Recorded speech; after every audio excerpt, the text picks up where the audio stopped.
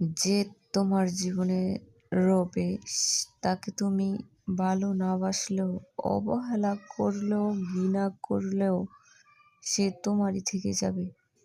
আর যে তোমার জীবন থেকে চলে যাবে তার জন্য জীবনে যত ত্যাগ স্বীকার করো, যত ভালোবাসো, তাকে পুরো পৃথিবীটা দিয়ে দাও, এমনকি যদি তার জন্য তোমার জীবনের বা শরীরের রক্ত জড়িয়ে দাও সব, তবে সে তোমার রবে না।